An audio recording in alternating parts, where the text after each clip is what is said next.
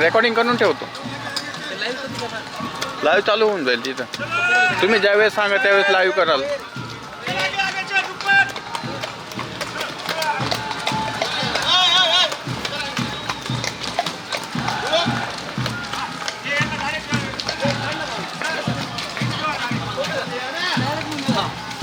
नहीं पहले नहीं कहा डायरेक्ट डायरेक्ट पहले डायरेक्ट ये डायरेक्ट पे क्या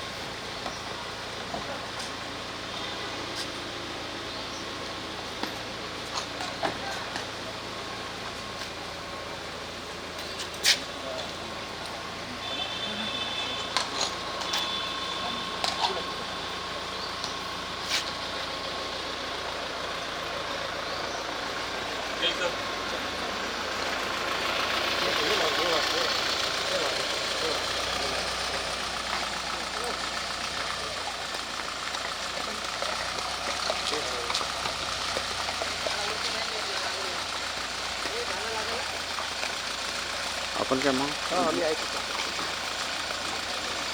एक काम कर इथे लॉक कर आणि तर मागे काय घेतो काय नाही ना ते त्यांचं लाईव्ह आहे ना. हां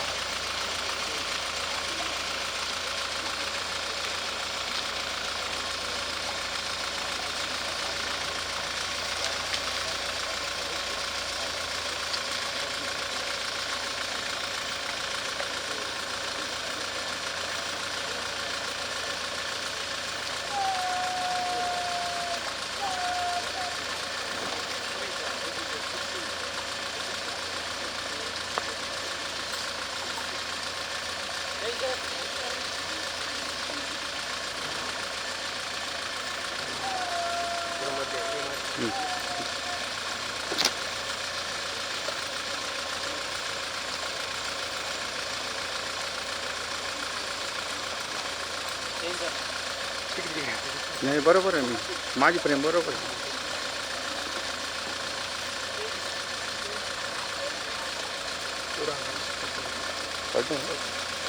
आता नाही ना.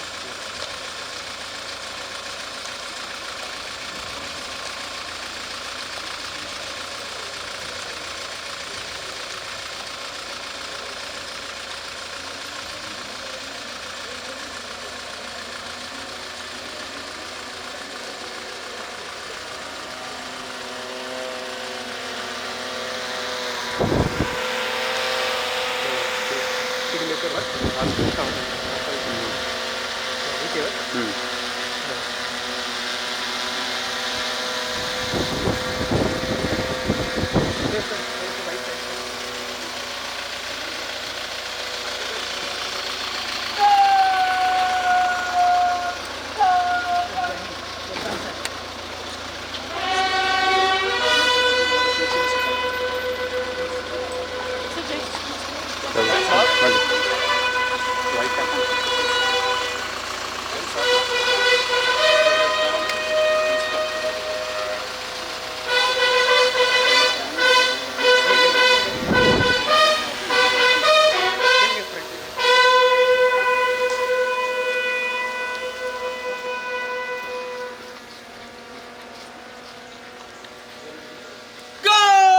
God!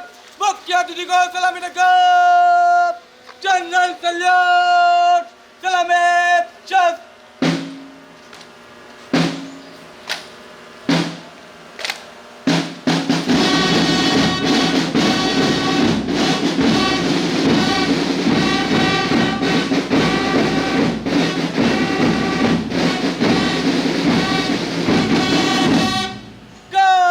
God! Bajab! Chas!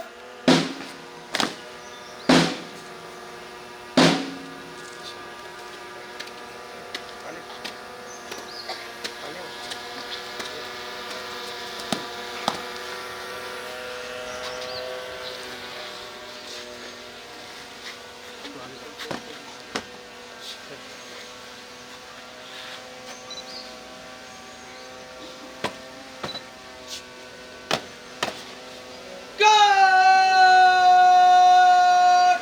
Shaheedon ko salami nagkap! Rashtriya salute! Salamat! Chas!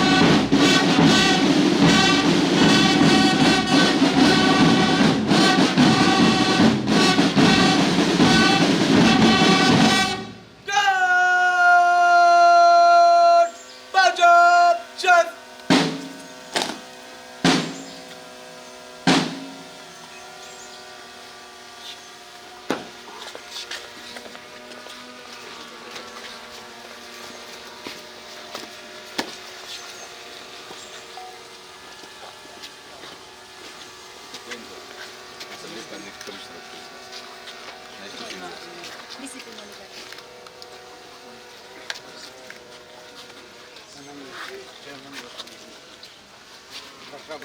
Chairman बसवण्याची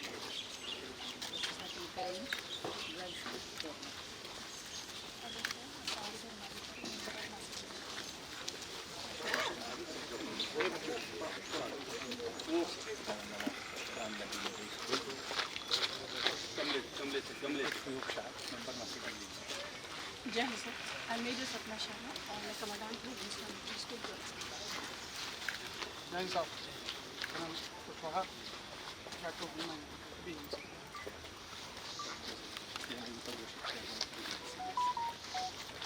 doctor Dinesh principal Bhosle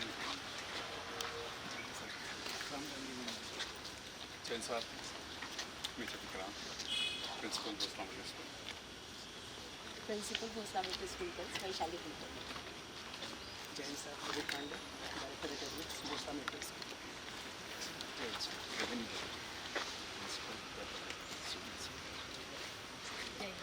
Vaishali Mule vice principal विद्याभरात नमस्ते sir Jai Hind Vaishali Wagchaure vice principal PPT Marathi Chaitanya Joshi biology English member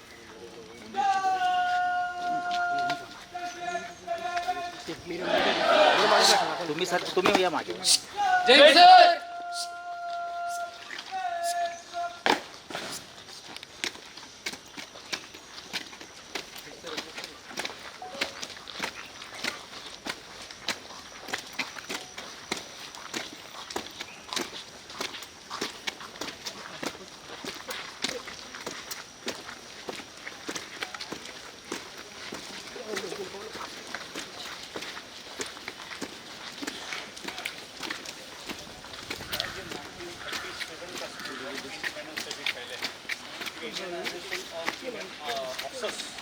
उसके लिए हमारे जो संस्थापक हैं डॉक्टर बालकृष्ण श्रीराम जी मुंजे इन्होंने इस संस्था की स्थापना की और 35 में और 37 में स्कूल शुरू हुई और पहले ही बैच से जनरल चिपर साहब जो है ना जनरल चिपर साहब इसी स्कूल के पहले बैच के विद्यार्थी और वहाँ से फिर ये अफसर्स जो है नाही काय प्रॉब्लेम और इंडिया से फिर ये अफसर्स बरोबर शुरू हो गए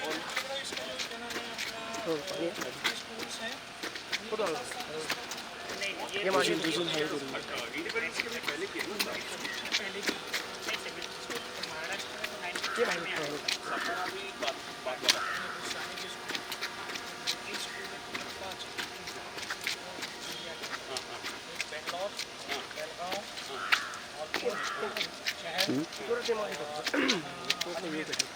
नाही नाही मी झूम येतो ना मी झूम काय गवर्नमेंट की तरफ से डिफेंस फंड कवर किए जाते हैं ना पहिलं प्रायव्हेट स्कूल जे पहिलं आहे प्रायव्हेट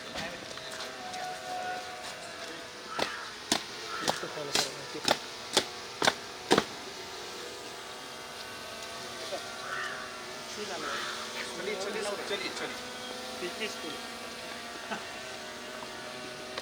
बाबू पासून लागली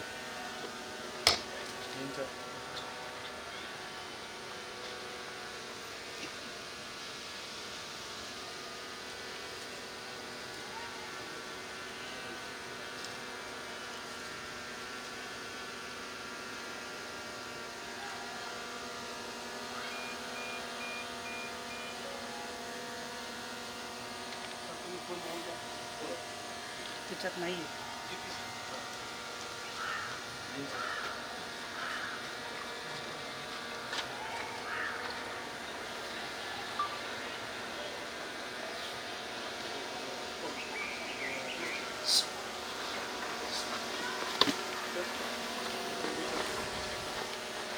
स्टेडियम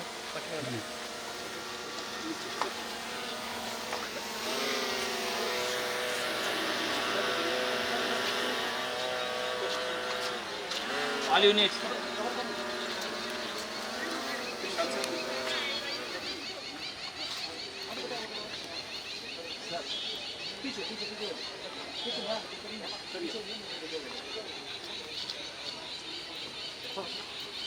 तुमचं झालं तर सांगा म्हणजे मग नाही कमांड. नाही चालेल चालेल तुमच्या पद्धतीने चालू द्या काय प्रॉब्लेम नाही तुमच्या पद्धतीने चालू द्या आपलं काय problem.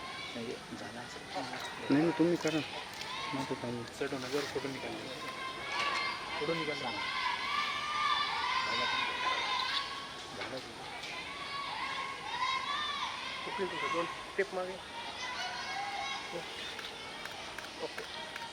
Thank you sir, thank you very much. Let's move.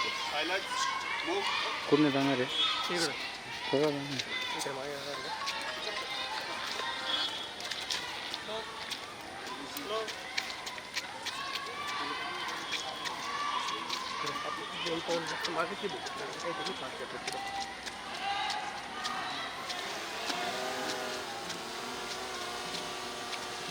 मला फोन कोणाचा मयूरचा आला होता का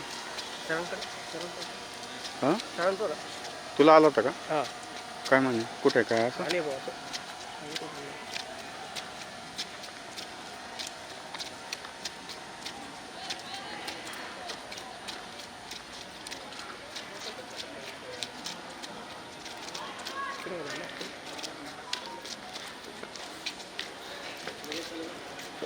पाहिजे शकता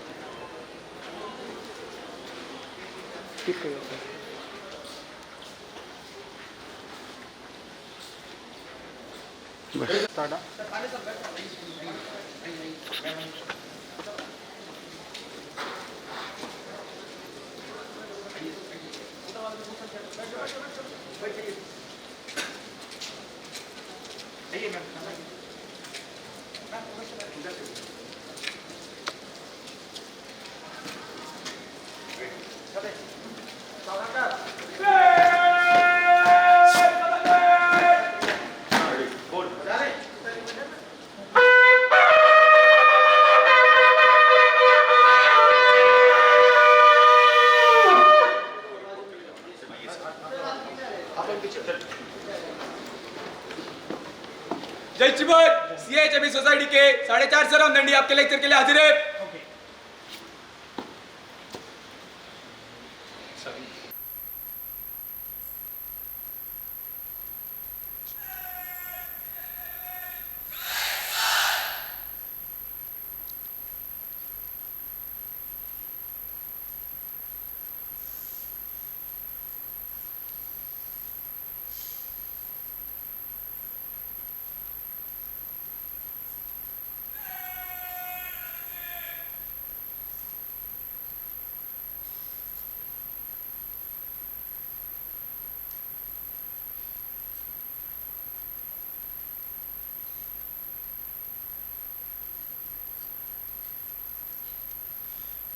हिमालय से ऊंचा साहस उनका, हिमालय से ऊंचा साहस उनका, सर कभी किसी के आगे ना झुका.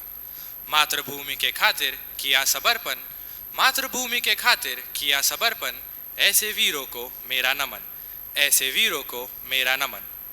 जय हिंद, शुभ संध्या. मैं रामदंडी देवलुतिन Pandya, Bhosla military school boys. और मैं रामदंडी अलविंदा सौखवाई, Bhosla military school girls, central Hindu military education society की तरफ से आप सभी का 26वें कारगिल विजय दिवस के अवसर पर हार्दिक स्वागत करते हैं. हम आज के कार्यक्रम के मुख्य अतिथि, शौर्य और पराक्रम के प्रतीक, परमवीर चक्र से सम्मानित सूबेदार major honorary captain Yogendra Singh Yadav ji का तहे दिल से स्वागत एवं अभिनंदन करते हैं. उनका यहाँ उपस्थित होना हम सभी के लिए गर्व की बात है. साथ ही हम माननीय Shri Sandeep ji Karnik IPS commissioner of police Nashik, इनका भी तहे दिल से स्वागत करते हैं. इनके साथ ही माननीय CMA हेमंत जी देशपांडे, सर कार्यवाह CHME सोसाइटी, इनका भी हम आभार पूर्वक स्वागत करते हैं. साथ ही हम CHME सोसाइटी के सभी मान्यवर पदाधिकारियों का, सभी विभाग प्रमुखों का, शिक्षक और शिक्षकेतर कर्मचारी वर्ग का, सैन्य प्रशिक्षण विभाग का तथा मेरे सभी प्रिय रामदंडी मित्रों का भी हार्दिक स्वागत करते हैं. हम गर्व और सम्मान के साथ कहना चाहते हैं कि हमारे बीच उपस्थित है एक जीवंत, किंवदंती, अदम्य साहस का प्रतीक, Subedar major honorary captain Yogendra Singh Yadav, Paramvir Chakra से सम्मानित भारत के सर्वोच्च वीरता पुरस्कार के प्राप्तकर्ता। सर, आपकी उपस्थिति हम जैसे हजारों कैडेट्स को बलिदान और देशभक्ति की राह पर चलने की प्रेरणा देती है। अब हम मेजर सपना Sharma, commandant Bhosa military school girls से अनुरोध करते हैं कि वे हमारे आज के माननीय मुख्य अतिथि एवं विशेष अतिथि का परिचय हम सभी के समक्ष प्रस्तुत करें।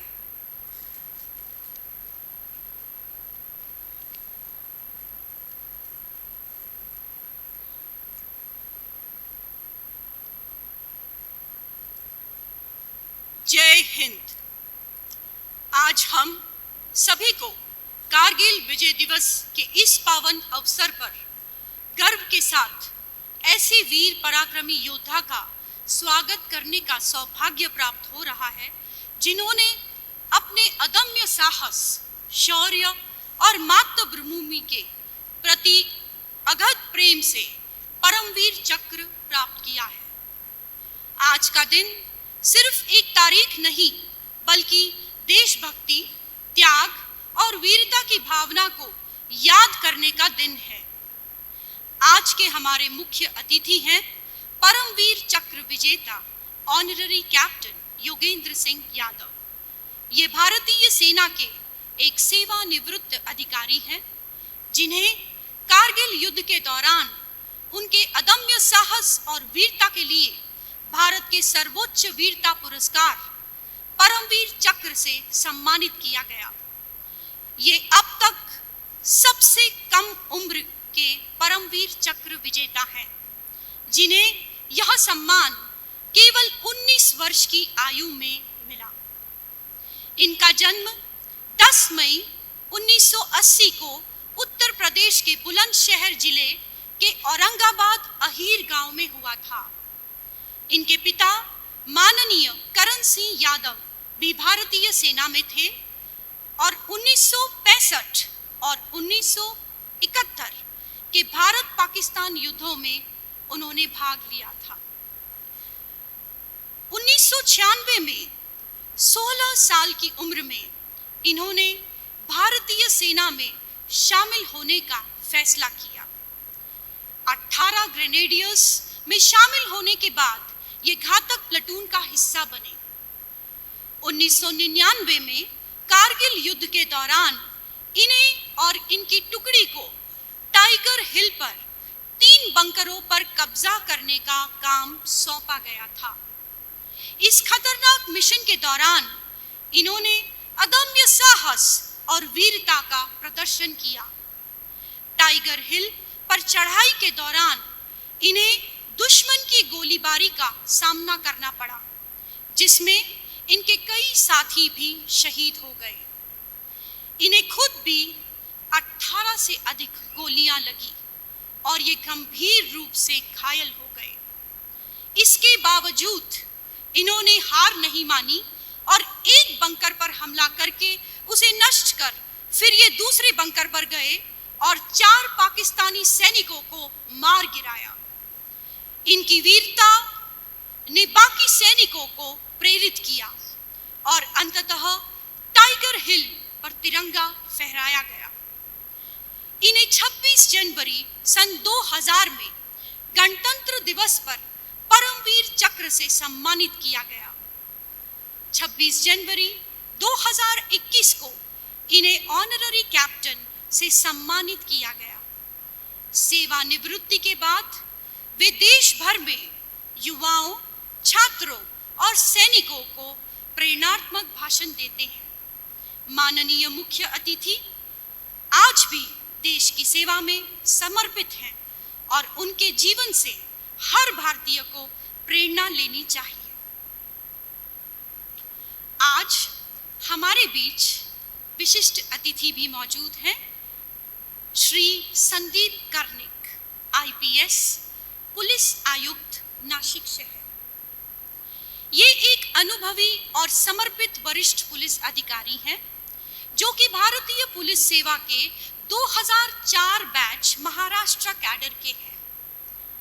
वर्तमान में वे नासिक शहर के पुलिस आयुक्त के रूप में कार्यरत हैं और कानून व्यवस्था को सुदृढ़ बनाए रखने, अपराध नियंत्रण तथा नागरिकों की सुरक्षा सुनिश्चित करने में अग्रणी भूमिका निभा रहे हैं।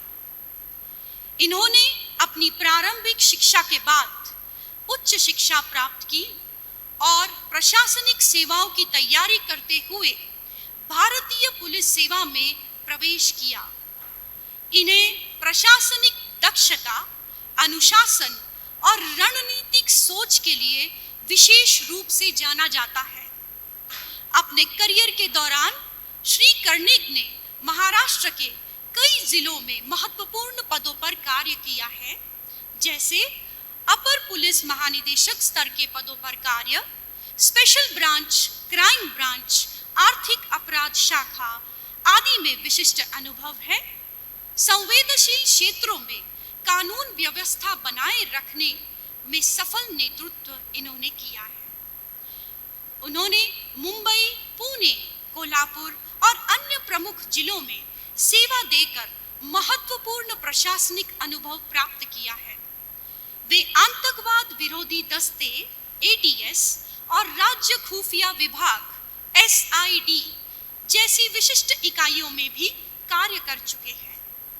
नासिक में पुलिस आयुक्त के रूप में कई अहम पहल उन्होंने ली हैं, जिनमें से साइबर क्राइम नियंत्रण, महिला सुरक्षा अभियान, नशा मुक्ति अभियान, यातायात नियंत्रण और सड़क सुरक्षा, समुदाय पुलिसिंग एवं जनसंवाद कार्यक्रम। इन्होंने आधुनिक तकनीकों और डेटा ड्रिवन पुलिसिंग को बढ़ावा देते हुए अपराध नियंत्रण में उल्लेखनीय सुधार किया है। ये एक अनुशासित, कर्मठ और जन समर्पित अधिकारी माने जाते हैं, जो जनसंपर्क और समुदाय पुलिसिंग पर विशेष बल देते हैं। उनके नेतृत्व में पुलिस विभाग में कार्य संस्कृति, अनुशासन और जनसेवा की भावना को नई दिशा मिली है। धन्यवाद।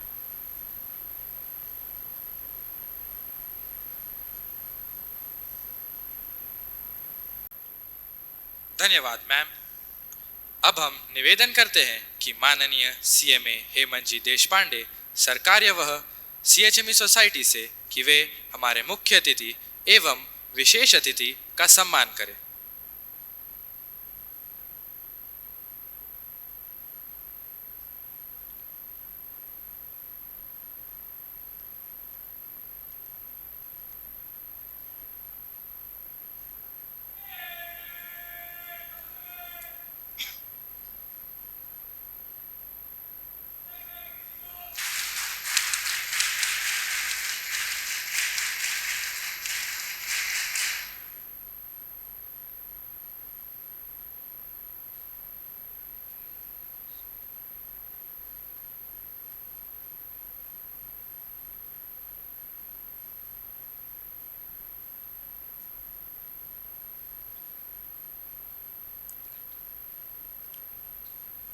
धन्यवाद सर। अब हम माननीय Shri Anand ji Deshpande, chairman Bhosla military school, इनसे अनुरोध करते हैं कि वे हमारे माननीय Shri Sandeep ji Karnik IPS commissioner of police Nashik, इनका सम्मान करें।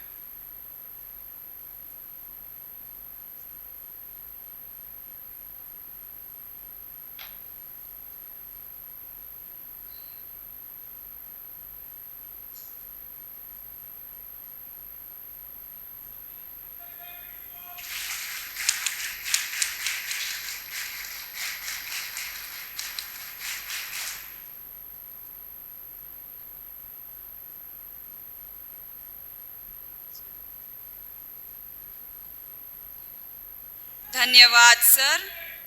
अब हम माननीय CMA हेमंत जी देशपांडे सर कार्यवाह CHME सोसाइटी, इनसे अनुरोध करते हैं कि वे कारगिल विजय दिवस के उपलक्ष्य में प्रेरणादायक विचार हम सभी के समक्ष प्रस्तुत करें।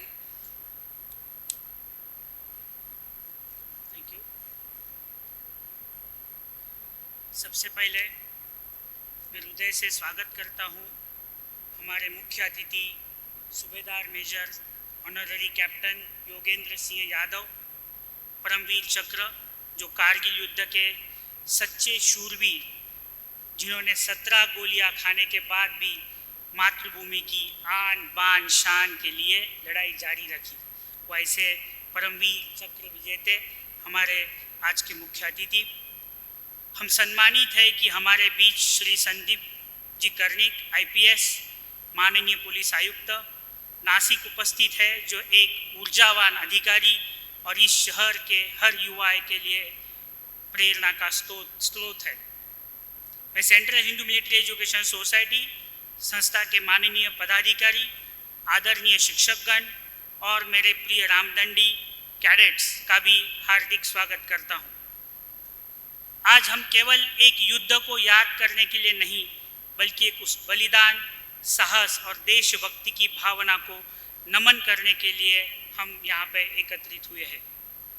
हम कारगिल दिवस मनाते हैं क्योंकि यह दिवस पवित्र कर्तव्य है कि हम उस बलिदान को याद रखें, सर्वोच्च बलिदान जो हमारे भारतीय सशस्त्र बलों में के वीरों ने कारगिल युद्ध में दिखाया था।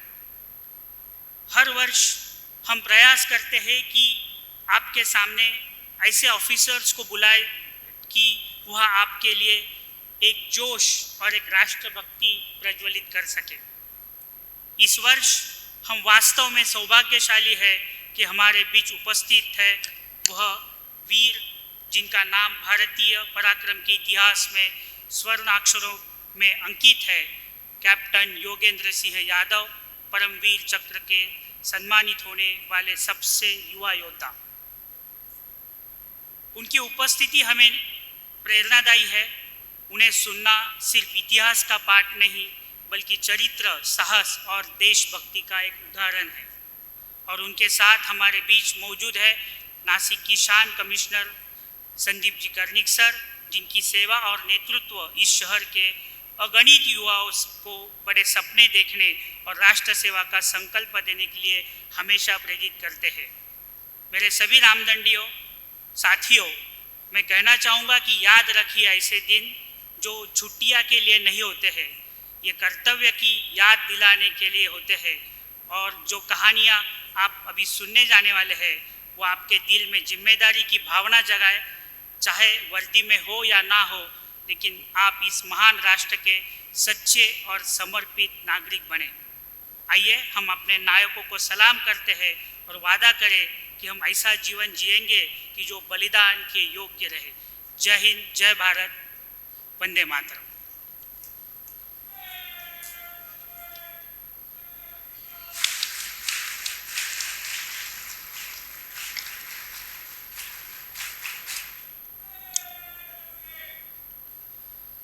धन्यवाद सर। अब हम आज के विशेष अतिथि Shri Sandeep Karnik sir, IPS commissioner of police Nashik, इनको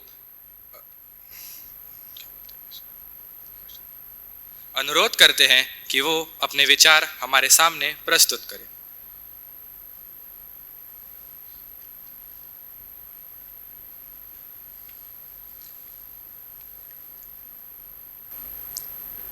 आदरणीय कैप्टन योगेंद्र यादव सर,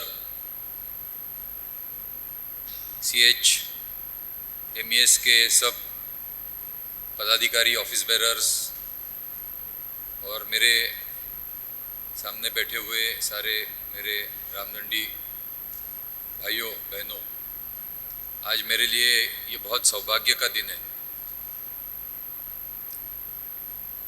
एक तो कारगिल विजय दिवस के इस प्रोग्राम में आपने मुझे यहाँ इनवाइट किया है और जिस मंच पे मैं बैठा हूँ,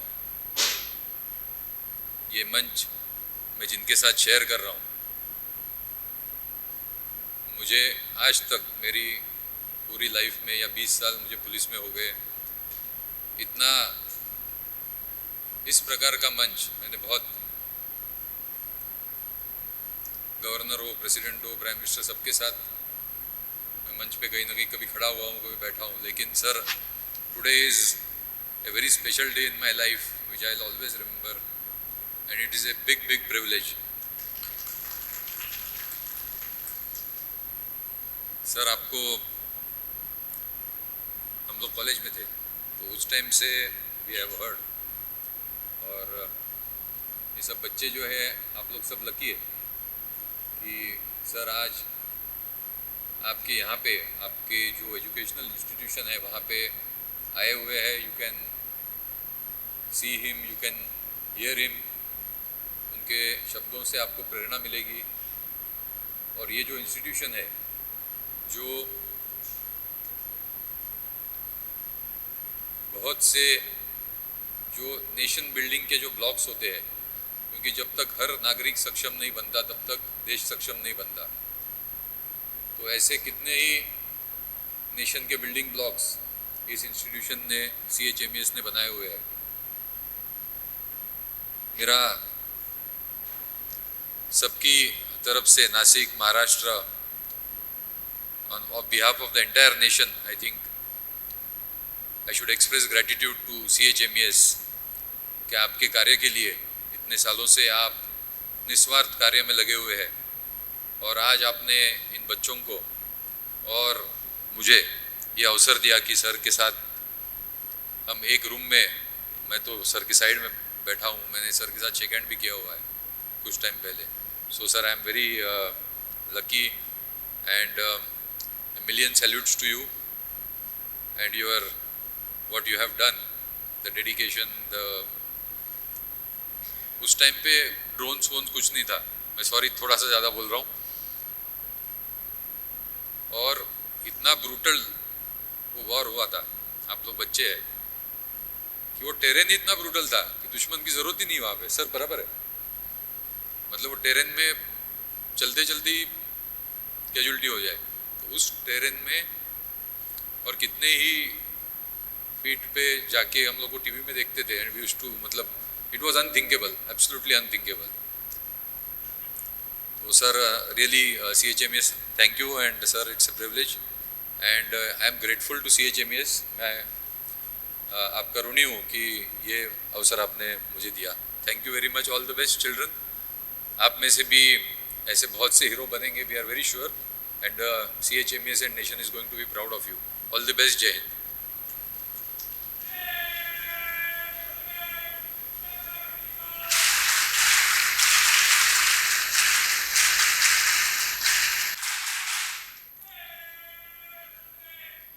धन्यवाद सर. हमारे विद्यालय परिसर में स्थित यह शहीद स्मारक मातृभूमि की रक्षा के लिए अपने प्राणों की आहुति देने वाले सैनिकों के त्याग, समर्पण और शहादत का गौरवशाली प्रतीक है.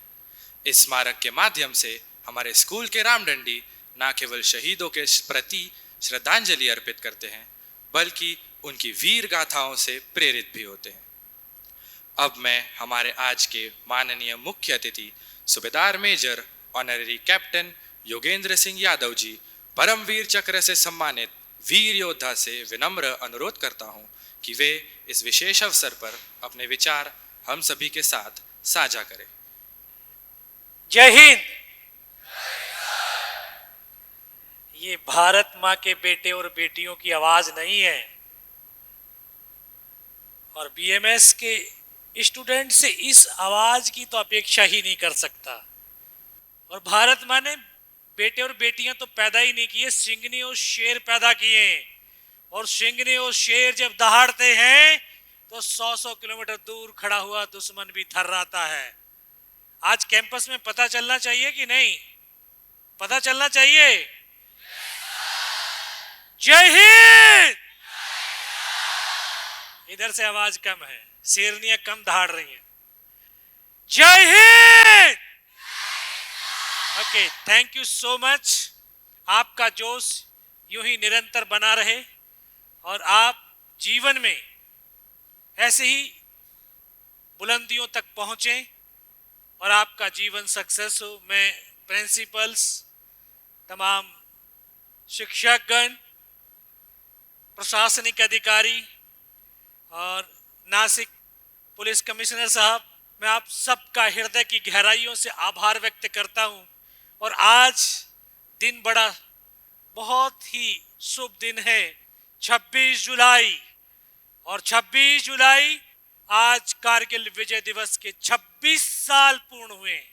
और 26 साल पहले मां भारती के 527 बेटों ने उस कारगिल की पहाड़ियों पर अपने रक्त से हर पत्थर को लाल कर दिया था। और आज जो वहां विजय का तिरंगा फहरा रहा है, वो तिरंगा हवा से नहीं, उन 527 बेटों की प्राणों वायु से फहरा रहा है। आज उन्हीं की शौर्य, उन्हीं की वीरता, उन्हीं के बलिदान की आज कुछ बातें करने के लिए आपके बीच आया हूं।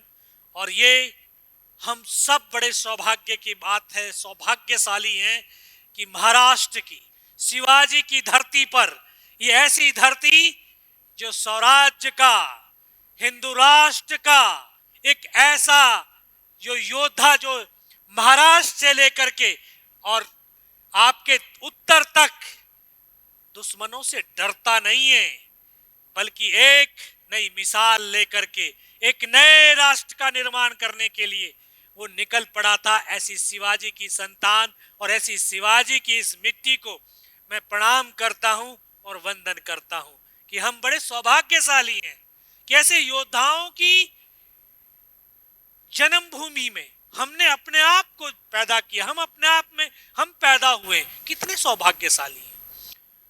84 लाख योनियों के बाद एक मनुष्य का शरीर मिला और वो भी भारत मां के गर्भ से मिला। इससे बड़ा सौभाग्य कुछ हो ही नहीं सकता है।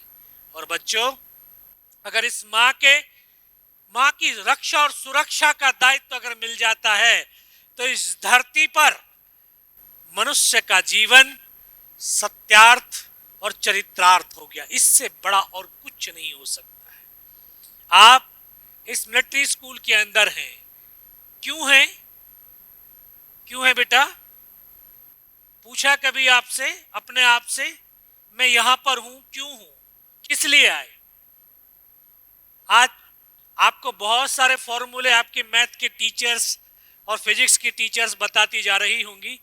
आपको 4P का एक फॉर्मूला दे रहा हूं, ये जीवन का फॉर्मूला है, कोई आपके मैथ और फिजिक्स में नहीं मिलेगा।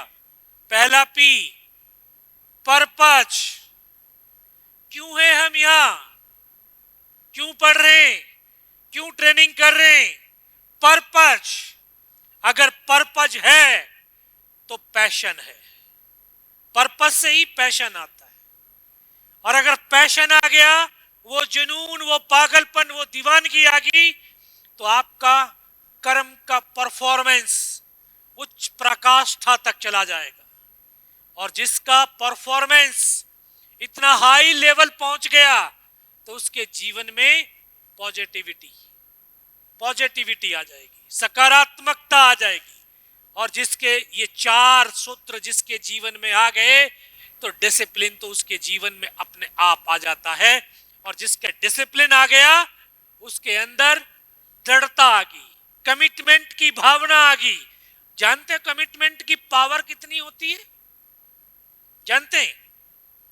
महाभारत देखी है, सुनी है महाभारत के बारे में? बेटा सुना है कि नहीं? ओके, उसमें एक पात्र थे पिता में भीष्म, नाम सुना उनका? उन्होंने जीवन पर्यंत क्या किया था? कमिटमेंट किया था, प्रतिज्ञाएं करी थी। और उसी कमिटमेंट और प्रतिज्ञाओं की बदौलत उन्होंने इंद्रियां ही नहीं, अपनी मौत को भी अपनी मुट्ठी में बांध लिया था। अर्जुन ने इतने बाण मारे थे, रोम रोम बाणों से बिध गया था, बाणों की सरसैया पे थे, लेकिन अर्जुन उनके प्राणों को नहीं हर पाया था। और आज ये शख्स जो आपके सामने बोल रहा है, ये उसी कमिटमेंट की बदौलत बोल पा रहा है। नहीं तो 17 गोलियां लगने के बाद ये आपके सम्मुख ना होता, बल्कि कहीं पत्थर की मूरत बना हुआ होता। ये कमिटमेंट की पावर है। आप जीवन में जो चाहते हैं वो आप प्राप्त कर सकते हैं।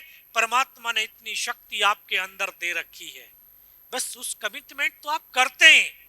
प्रॉब्लम क्या है? उस पे दृढ़ नहीं रहते हैं। सुबह का कमिटमेंट शाम को तोड़ देते हैं और शाम के कमिटमेंट को सुबह तक तोड़ देते हैं। जिस दिन आप कमिटमेंट पर दृढ़ रहना सीख गए, उस दिन जीवन में हर चीज को प्राप्त करने का आपको एक रास्ता मिल गया, आप उसको प्राप्त कर सकते हैं। मैंने 6 क्लास में मुझे जीवन का पर्पज मिल गया था। क्यों मिला था? क्योंकि पहले तो पिता फौजी थे, किसान थे, वो अपने दोस्तों को बड़े चाव के साथ अपने युद्धों की दास्तानों को सुनाया करते थे। हम बच्चे थे तो बैठ करके सुनते थे। वो बताया करते थे कभी कभी जोश में आकर के, बोला खाना नहीं मिलता, पानी नहीं मिलता, सोना नहीं मिलता, चारों तरफ लाशें ही लाशें पड़ी होती हैं, लेकिन फिर भी अपने लक्ष्य की तरफ बढ़ना होता है। स्कूल में आए तो किताब में एक ऐसे योद्धा की कहानी को पढ़ा जिसने अकेले 1965 में 8 पैटर्न टैंकों को ध्वस्त कर दिया और 9वें पे निशाना लगाते लगाते मां भारती की गोद में सो गया। जानते हैं उसका नाम बेटा? नहीं जानते। CQMH अब्दुल हमीद, उसकी कहानी को पढ़ा तो तब मन और मस्तिष्क के अंदर वो भाव पैदा हुए, फौज में जाना है। क्यों जाना है? अपने आप से भी बात सवाल किया, क्यों जाना है? युद्ध लड़ना है। 6 क्लास में उम्र कितनी होती है? 10 साल, 11 साल। 10-11 साल के बच्चे को युद्ध की ABCD नहीं मालूम, लेकिन युद्ध लड़ने के सपनों को जीने लग गया था। पढ़ता रहा, 11th पास किया, 12th में आया, 16 साल 5 महीने की अवस्था में फौज में भर्ती होकर के चला गया। फौज की ट्रेनिंग आग की तप्त भट्टी होती है। यहां आपको कुछ फौज का सिखाया जाता है, वो पूर्ण नहीं। आग का जब नाम आता है, आग जलाती नहीं है, आग पिघलाती भी है। जितना भी आप अपने जीवन के इर्द गिर्द जो भी इंस्ट्रूमेंट देख रहे हैं, जो भी चीजें देख रहे हैं, वो आग में पिघल करके नए रूप में परिवर्तित हुई है। तो फौज एक सिविलियंस को 9 महीने तक उस ट्रेनिंग की आग की भट्टी में तपाता है ताकि एक सिविलियंस एक फौजी के रूप में परिवर्तित हो जाए। फौजी इस राष्ट्र का विश्वास और भरोसा होता है। ये जो वर्दी अपने बदन पर पहनता है, वो वर्दी कोई मामूली कपड़ा नहीं है। लाखों करोड़ों सैनिकों के खून से पावन और पुनीत वो वर्दी है।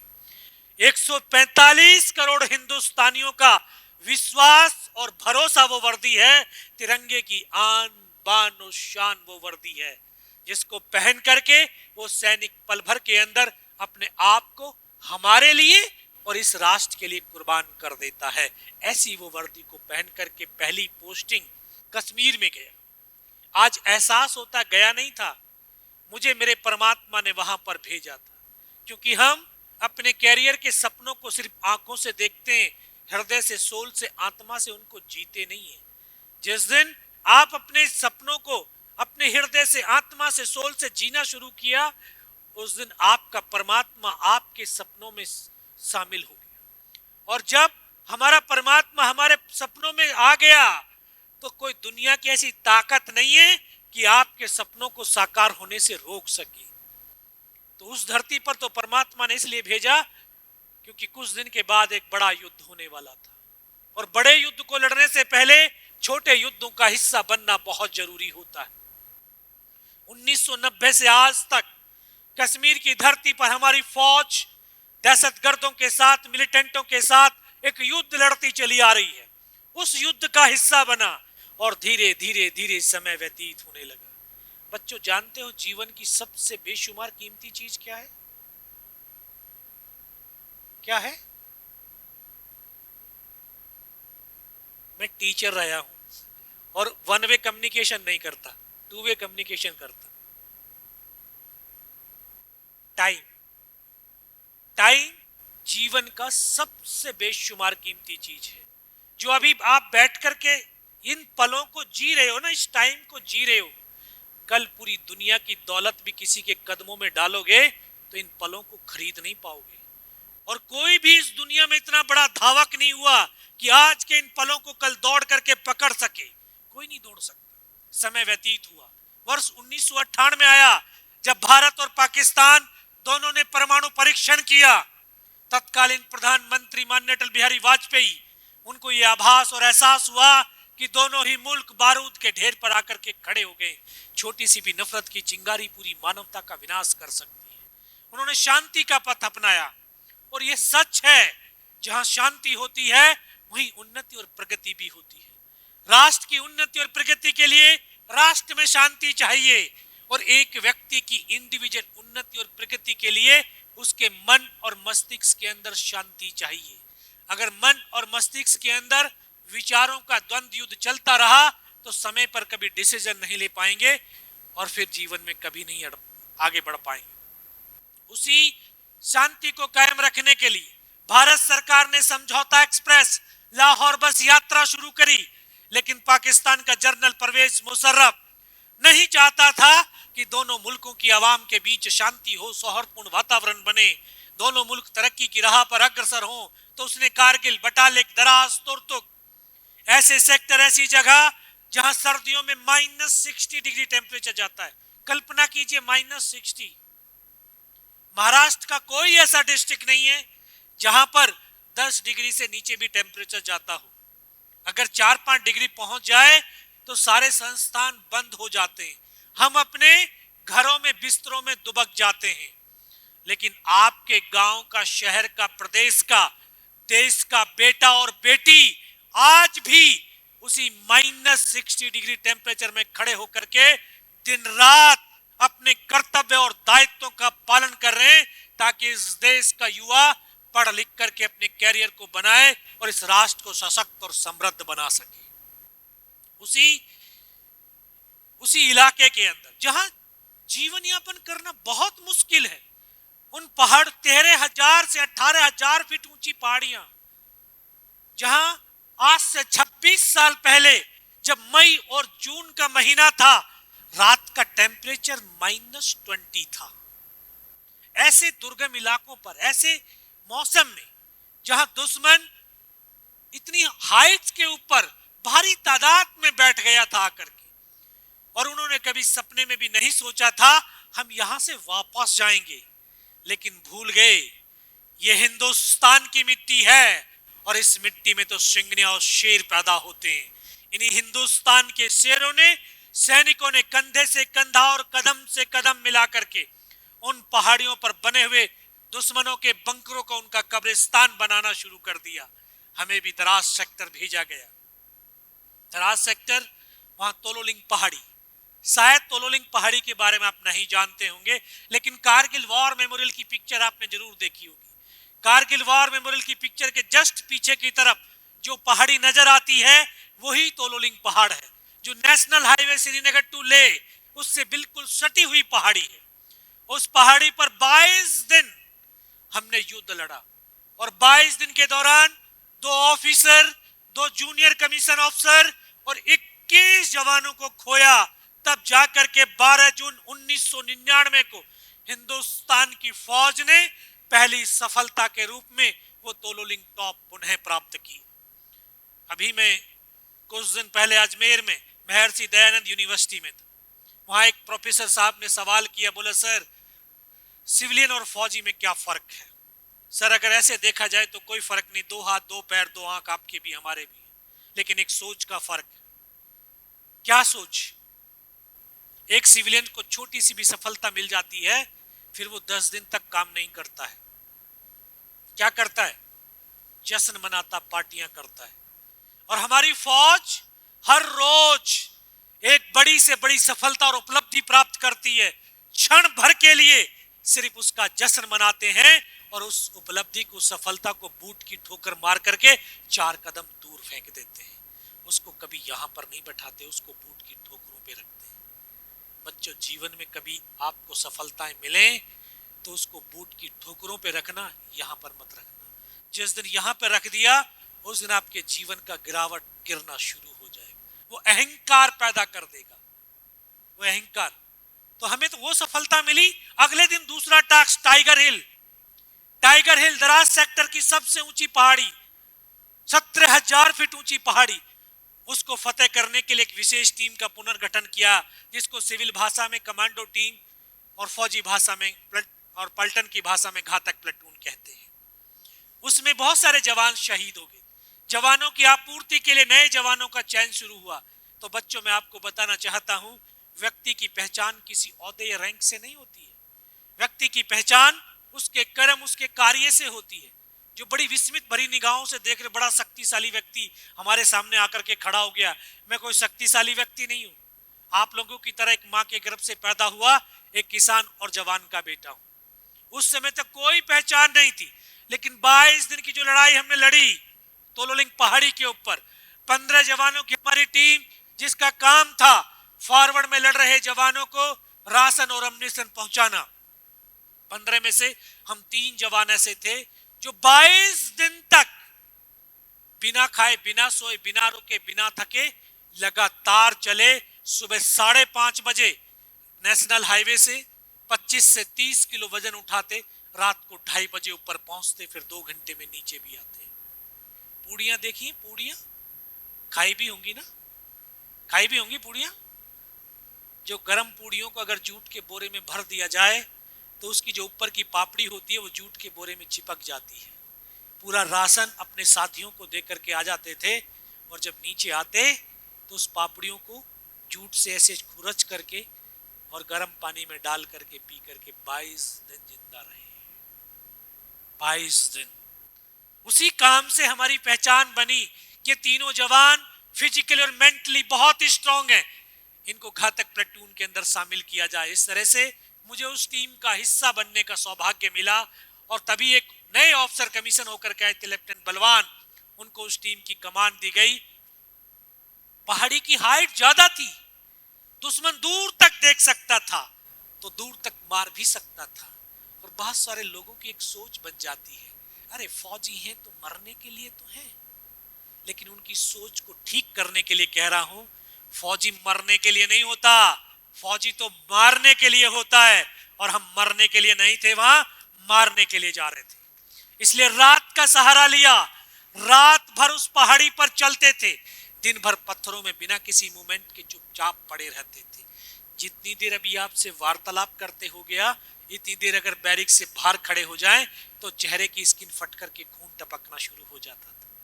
चेहरे से खून टपक रहा था, ऊपर से दुश्मन की भारी गोलाबारी बरस रही थी, लेकिन इन सब की परवाह नहीं करते हुए हिंदुस्तान के ये सैनिक कंधे से कंधा और कदम से कदम मिलाकर के उस टाइगर हिल टॉप के शिखर की तरफ बढ़ते रहे, चढ़ते रहे, और 2 रात और 1 दिन का सफर तय करने के बाद तीसरी रात का वो मंजर आज मेरी आंखों के सामने ऐसे दृश्यता है, शायद कल की ही तो बात है। 26 साल हो गए। सुबह का वक्त होने वाला था, बिल्कुल 90 डिग्री की चट्टान जिस पर चढ़ना असंभव सा प्रतीत हो रहा था। रस्सियों के सहारे हमने चढ़ना शुरू किया, दुश्मन ने फायर खोल दिया। 21 जवानों की टीम का रास्ता कट ऑफ हो गया, और केवल हम 7 जवान ऊपर चढ़ पाए। ऊपर चढ़े तो इस स्टेज के बराबर प्लेन स्पेस, सामने दुश्मन के 2 बंकर, हम 7 जवानों ने जाकर के आधाधुंध फायरिंग किया, और उसमें बैठे हुए तमाम पाकिस्तानियों को पल भर के अंदर मौत के घाट उतार दिया था। और वहां से टाइगर हिल टॉप मात्र 50-60 मीटर रही थी। टॉप पर तो दुश्मन की एक कंपनी का डिप्लॉयमेंट, एक कंपनी की स्ट्रेंथ 150, 150, और हम केवल 7। लेकिन बिना डरे, बिना रुके, साहस के साथ, विश्वास के साथ हम लड़ते रहे, और लड़ते लड़ते 5 घंटे हो गए। 5 घंटे के बाद फिर जो स्थिति और परिस्थिति आई, जो दृश्य आए, जो आज तक सिर्फ आपने फिल्मों में देखा होगा कि गर्दनें कटती हैं और धड़ चलते हैं, मैंने देखा नहीं, उनको जिया है। मुझे वो पल आज भी याद है, जब मैं सर से लेकर के पैर तक लहूलुहान था, नाक से खून की धाराएं बह रही थी। ठीक मेरे सामने एक साथी बैठा था, मैं उसको बोला, सर आप मुझे फर्स्ट एड कर दो।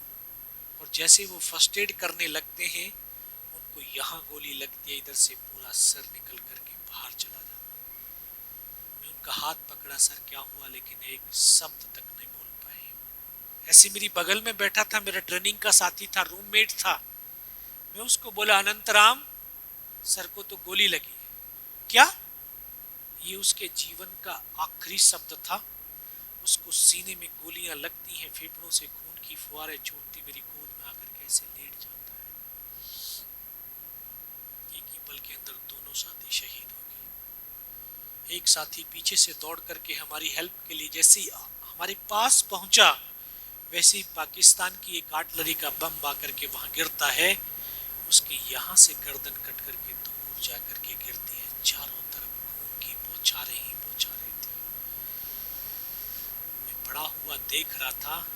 उस धड़ पर सर नहीं था, लेकिन हाथों से बंदूक नहीं छूटी थी। वो धड़ 2 कदम चला, फिर जमीन पर गिर गया। एक और साथी आगे बढ़ा, एक और बम वहां पर गिरता है। उसके दोनों हाथ दोनों पैर कट करके जमीन पर गिर जाते हैं। बच्चों, जब इस शरीर के अंग कट करके जमीन पर गिरते, किस तरह से उछलते और तड़पते, शब्दों में बयां नहीं कर सकता। इस तरह से हमारे तमाम साथी शहीद हो गए। मैं भी उनकी तरफ से मर चुका था। 40-50 पाकिस्तानी सैनिकों ने इसे घेरा हुआ था। उनका एक कमांडर अपने साथियों को आदेश और निर्देश देता है, जरा इनको रीचेक तो करो, इनमें से कोई जिंदा तो नहीं बच गया है। पाकिस्तान के जवान हमारे जवानों की बॉडियों में आकर के जब 4-5 गोलियों के ब्रस्ट मारते थे, बॉडियां ऐसे उछलती थी। जब उसने सामने वाले को मारा, उसकी बॉडी उछली, बगल वाले को मारा, तो मैं भी इस तरह से पड़ा था। उसने फर्स्ट में यहाँ पे गोलियां मारी, मैं देख रहा था कि धुआं निकल रहा है। फिर उसने पैर में गोली मारी तो यहाँ से भी धुआं निकल रहा है। उस गोली की पीड़ा को चुपचाप पड़ा सहता रहा। उनको यकीन हो गया कि इनमें से कोई जिंदा नहीं है। फिर तो उन्होंने अमानवीय क्रूरताओं का तांडव शुरू किया। हमारे जवानों की बॉडियों में पत्थर मारने लगे ताकि ये बॉडी छत विछत हो जाएं। बूट की ठोकरें मारने लगे, गालियां देने लगे, और ये बहुत देर तक तांडव चलता रहा। सब कुछ पड़ा सहता भी रहा और देखता भी रहा। बहुत देर के बाद फिर कमांडर ने अपने सैनिकों को आदेश दिया, इनके हथियार उठा लो और नीचे जो हिंदुस्तान का MMG पोस्ट है उसके ऊपर भी हमला कर डालो। वो आवाज जब मेरे कानों तक पड़ी, तब मुझे लगा आज तो मेरी पूरी टीम खत्म हो जाएगी। तब ऊपर वाले से सिर्फ एक अरदास है कि प्रार्थना करी कि मुझे सिर्फ इतने जिंदा रख दे कि मैं अपने साथियों तक सूचना दे सकूं, उनकी जिंदगी को बचा सकूं। बच्चों, ये सत्य है। अगर हम निस्वार्थ भाव, सच्ची श्रद्धा, सच्चे समर्पण के साथ उस ईश्वर अल्लाह वाहे गुरु को याद करते हैं, वो शक्ति तो साक्षात हमारे सामने आकर के खड़ी हो जाती है। और मैं बड़ा सौभाग्यशाली हूँ, इस 45 साल की उम्र में मैंने 2 बार उस शक्ति का साक्षात्कार किया है। चुपचाप पड़ा था, दोबारा से गोलियां मारने लगे। जब वो नजदीक आया, तब इस मन और मस्तिष्क के अंदर एक विश्वास पैदा किया, अपने आप से कमिटमेंट किया, अगर इसने सर और सीने में गोली नहीं मारी, चाहे मेरे हाथ पैर दोनों ही काट करके क्यों ना ले जाएं, मैं उफ तक नहीं करूंगा और जिंदा भी रहूंगा। और आज उस विश्वास से आपके सामने जिंदा खड़ा हूं। वो आया, दोबारा से गोली मारने लगा, फिर भी बाजू में पैर में गोली मारी, 2 कदम चला। मैं देख रहा हूं उसकी पूरी एक्टिविटी। रुक गया। जैसे वो रुका, रुकते मेरे मन के अंदर एकदम से विचार आया, शायद इसको पता चल गया मैं जिंदा हूं। अभी मैं सोच रहा था, तब तक तो वापस मुड़ा और मुड़ते उसने राइफल ऐसे सीने की तरफ करी। तब एक क्षण के लिए लगा, योगेंद्र अब नहीं बचेगा। लेकिन कहते हैं जाको राखे साईं मार सकी न। और इस देश को भारत मां बोलते हैं, ऐसे नहीं बोलते। ये कंकर और मिट्टी वाली जमीन नहीं है, ये सजीव है। मां भारती अपने बेटों की वीरता, शौर्य, पराक्रम और बलिदान को कभी दफन होने ही नहीं देती। किसी न किसी एक को जरूर माध्यम चुनती है। स्कूल में जब पढ़ा था बैटल ऑफ रजांगला, शायद नाम बहुत लोगों ने कम ने सुना हो। Battle of Rezang La, major Shaitan Singh Bhati के नेतृत्व में 120 जवान चाइनीज सैनिकों के साथ लड़ते रहे और 114 जवान वहीं पर शहीद हो गए। उनमें से आज एक जीवित है जो उस युद्ध की दास्तानों को सुनाता है। शायद मां भारती ने मुझे वो चुन लिया होगा कि उसके बेटों ने जो शौर्य, जो वीरता, जो बलिदान दिया है, उसको मैं देश और दुनिया तक पहुंचा सकूं। तभी तो जब उसने गोली चलाई तो सीने की तरफ चलाई। यहाँ पे पर्स रखा था, पूरी पैंट फट गई थी पहाड़ों पे चलते चलते, और उस पर्स में भी कुछ 5-5 रुपए के सिक्के थे। शायद मां भारती ने उन सिक्कों को इकट्ठा कर दिया होगा, और जब गोली चली तो जाकर के सीधा सिक्कों पे लगी और रिकोचिट हो गई।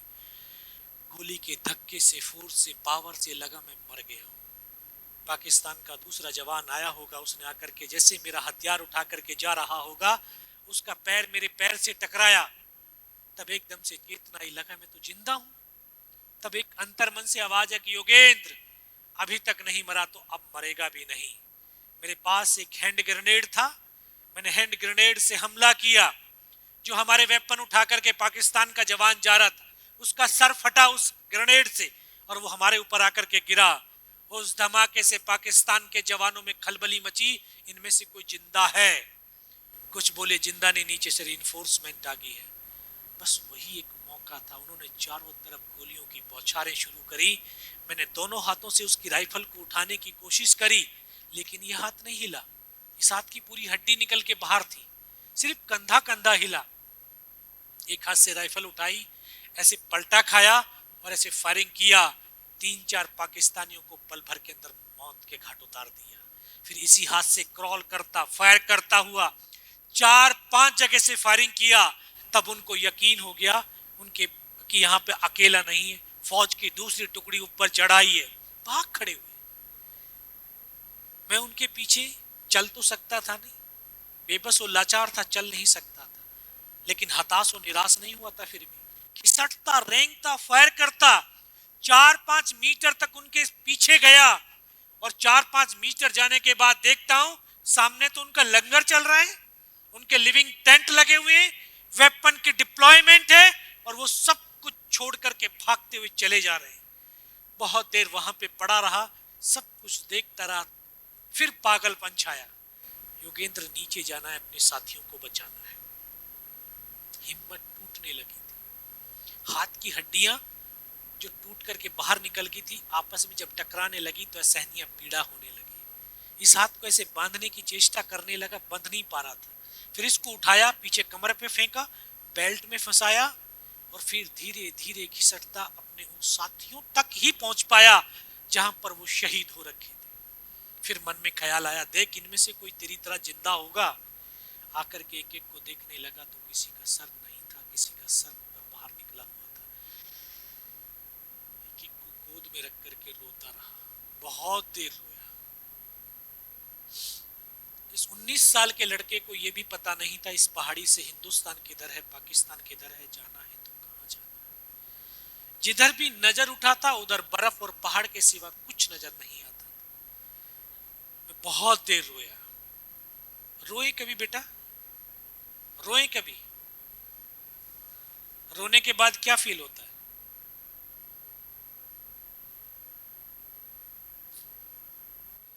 बड़ा हल्कापन फील होता है। अगर मन से कभी रोए होंगे तो बड़ा हल्कापन फील होता है।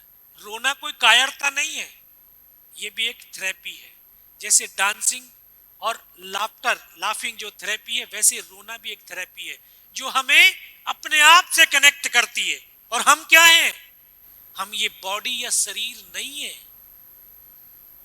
हम एक सोल है, एक आत्मा है, जिसको ये बॉडी, ये शरीर इस धरती पर कुछ दिन के लिए काम करने के लिए दिया है। उसके बाद ये शरीर खत्म हो जाएगा। हम अपने आप, हम तो वो सोल है, परमात्मा है।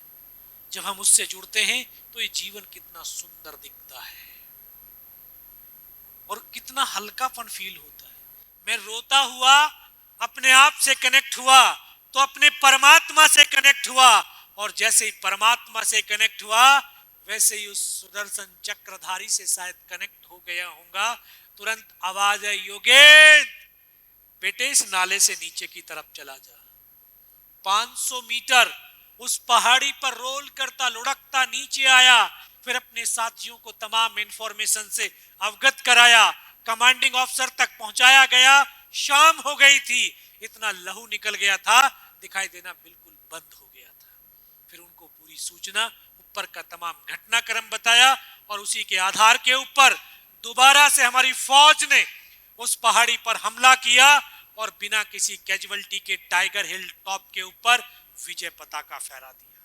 टाइगर हिल की जीत कारगिल युद्ध का यू टर्न था, सीज फायर हुआ और आज हम 26 जुलाई 26वां कारगिल विजय दिवस मना रहे हैं।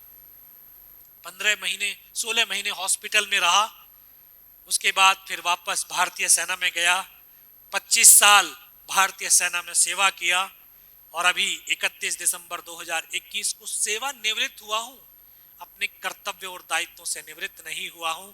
कश्मीर से लेकर के कन्याकुमारी, राजस्थान से लेकर के नागालैंड तक पिछले 3.5 साल के अंदर आप जैसे 6.5 लाख छात्र और छात्राओं से संवाद किया और यही मेरे जीवन का अब पर्पज भी है। मेरा पर्पज भी यही है और इस पर्पज से ही पैशन बना हुआ है, जुनून आता है। शरीर के अंदर न जाने कितने जख्म हैं, पीड़ा है, दर्द है, लेकिन आप जैसे युवाओं से मिलकर के वो दर्द, वो पीड़ा पता नहीं कहां गायब हो जाता है, मुझे ही नहीं पता। आपने जयशंकर प्रसाद को पढ़ा है कभी? नहीं पढ़ा? उन्होंने 2 लाइन बड़ी अच्छी लिखी, बेटा ये जीवन जो है ना बड़ा आसान नहीं है, जीवन बड़ा संघर्षशील है, बहुत कठिन है। तो उन्होंने लिखा है कि वह पथ क्या, पथिक कुशलता क्या, जिस पथ बिखरे सूल न हो, उस नाविक की धैर्य परीक्षा क्या, जहां धाराएं प्रतिकूल न हो। अगर नाव खेनी है, अपनी सामर्थ्य दिखानी है, अपने कौशल को दिखाना है, तो धारा के विपरीत जीवन की नाव को खेना सीखना, नहीं तो उस धारा के साथ साथ तो कोई भी नाव को खेलेगा। इसीलिए आप इस मिलिट्री स्कूल के अंदर हैं कि जो विपरीत धारा है, जो राष्ट्र की सुरक्षा और रक्षा का जो दायित्व लेने के लिए आपको तैयार किया जा रहा है, इसमें अपने आप को मिटा दो और जो मिट गया वही चमक गया। अपने आप को मिटाना पड़ेगा इस ट्रेनिंग के लिए, अपने आप को इस ट्रेनिंग में बिल्कुल डूब जाए, तब आप सच में इस राष्ट्र के एक नए नायक बनेंगे, इस राष्ट्र के नए रक्षक बनेंगे और आप लोगों के कंधों पर ही ये सब कुछ आने वाला है। मैं प्रिंसिपल, तमाम शिक्षकगण और इस सोसाइटी के तमाम अधिकारियों का हृदय की गहराइयों से आभार व्यक्त करता हुआ सिर्फ 2 लाइन कह करके अपनी वाणी को विराम देता हूं। बच्चों सुना होगा, सांस ही जीवन है, जीवन ही सांस है। सुना है? 1 मिनट में कितनी बार सांस लेते हो? अरे ये तो आउट ऑफ सिलेबस हो गया ना क्वेश्चन। 72। वाह बेटा, वो हार्ट बीट है, दिल की धड़कन है। अगर 72 बार सांस लेने लग गए तो शायद 10 साल की भी उम्र नहीं होगी हमारी। हम दूसरों को बहुत जानते हैं, दूसरी दुनिया को जानते हैं, टेक्नोलॉजी का इस्तेमाल करते हैं, है ना? इसने क्या किया है? दूर को पास ला दिया और पास को दूर कर दिया है। अपने बारे में थोड़ा जान लीजिए। हम 1 मिनट में 15 से 17 बार सांस लेते हैं, तब हमारी औसतन आयु 65 से 70 वर्ष है। तो इसी से कह रहा हूं कि ये सांसों के तराने हिंद का नवगान गाएगा हमारा शौर्य ध्वज लेकर। किसका? इस भारत के युवाओं का, क्योंकि दुनिया कहती है भारत युवाओं का राष्ट्र है। सच में भारत युवाओं का राष्ट्र है। 65% भारत में युवा है, लेकिन दुर्भाग्य ये है इस 65 में से 80% को ये पता नहीं है सूरज कितने बजे निकलता है। कारण दिन में जो रील बनती हैं, शाम को इंस्टाग्राम पे जाती हैं और 1:30 बजे तक उस रील की लाइक चेक की जाती है, और लाइक अगर अच्छे से नहीं आया तो रात को डिप्रेशन आ जाएगा, मुझे तो कोई पसंद ही नहीं करता। यही है ना बेटा? आप लोगों के बीच रहता हूं, सब जानता हूं, ठीक है? आप ये चाहते हैं कि आपको रील से कोई पसंद करे, रील से आपकी पहचान बने? अरे ऐसे काम करो, ऐसे मुकाम हासिल करो कि कोई आपको सोशल मीडिया पे नहीं बल्कि कोई गूगल पे सर्च करे, ऐसे काम करो। हमारा शौर्य ध्वज लेकर वो चंद्रयान गाएगा। हमारे प्राण माता भारती के पग समर्पित हैं। हमारे लहू का हर कतरा हिंदुस्तान गाएगा, हिंदुस्तान गाएगा। जय हिंद, जय भारत। बहुत बहुत धन्यवाद। Thank you so much.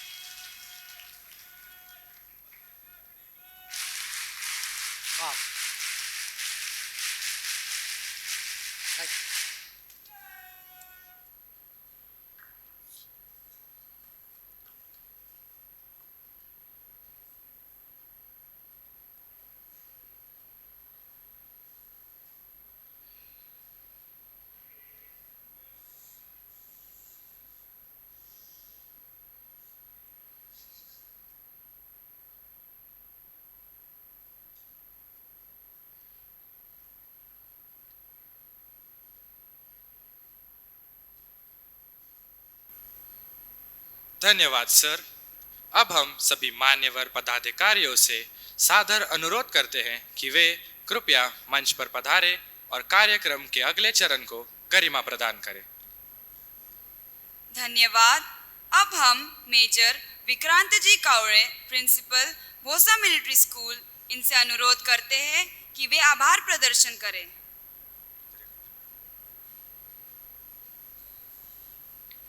Thank you. जय हिंद। आज के इस प्रेरणादायी और सफल कार्यक्रम में समापन के अवसर पर मैं major Vikrant Kawale, principal Bhonsala military school, आप सभी का दिल से आभार व्यक्त करता हूं। सबसे पहले मैं हमारे माननीय प्रमुख अतिथि कैप्टन योगेंद्र सिंह यादव, परमवीर चक्र, जिन्होंने अपने बहुमूल्य समय निकालकर हमारे कार्यक्रम की शोभा बढ़ाई और हमें अपने विचारों से प्रभावित किया, मैं भोसला परिवार की ओर से उनका आभार प्रकट करता हूं। मैं इस कार्यक्रम के विशेष अतिथि श्रीयुत Karnik sir, IPS commissioner Nashik, इनका भी आभार व्यक्त करता हूं। मैं central Hindu military education society के सरकारी वाह CMA हेमंत देशपांडे जी का भी आभार व्यक्त करता हूं। भोसला मिलिट्री स्कूल के चेयरमैन श्री आनंद जी देशपांडे सर, इनका भी आभार व्यक्त करता हूं। मंच पर उपस्थित कमांडेंट BMS जी, मेजर सपना शर्मा मैम, इनका भी आभार व्यक्त करता हूं। उसी तरीके से central Hindu military education society के सभी पदाधिकारी एवं सदस्यगण जो यहाँ पर उपस्थित है, उन सभी का आभार व्यक्त करता हूं। संस्था के प्रधानाचार्य, शिक्षक, सभी स्टाफ, खास करके BMS के CTO honorary captain JK Mishra साहब, सेना मेडल, विशाल जोशी सर, सभी ATOs, सभी टीचर्स जिन्होंने इस कार्यक्रम को सफल बनाने के लिए भरकस प्रयत्न किया और इस कार्यक्रम को सफल बनाया, उन सभी का आभार व्यक्त करता हूं। उसी तरीके से मीडिया प्रतिनिधि जिन्होंने काफ़ी ये पूरा रैली और ये पूरा प्रोग्राम कवर किया है, उनका भी आभार व्यक्त करता हूं। अंत में सभी छात्र, अभिभावक और आमंत्रित अतिथियों का भी इस कार्यक्रम में मैं आभार व्यक्त करता हूं। जय हिंद। Thank you.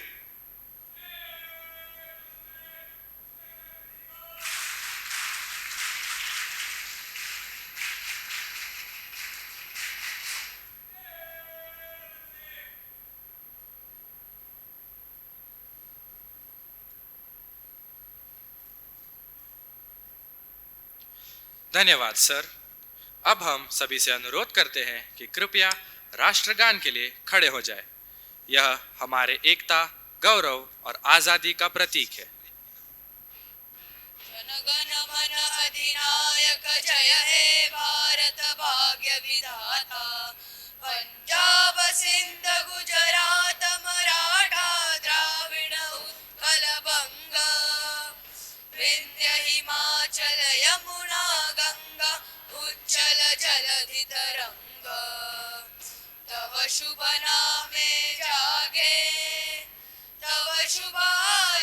मागे गाहे तव जय गाथा जनगण मंगलदायक जय हे भारत भाग्य विधाता जय हे जय हे जय हे जय जय जय जय हे मेरे साथ 3 बार क्या पुकारेंगे और भारत माता के भारत माता के भारत माता के जय श्री रामचंद्र की छत्रपति शिवाजी महाराज की डॉक्टर मुंडे जी की सीएचएमई सोसाइटी की कोस्टा मिलिट्री स्कूल की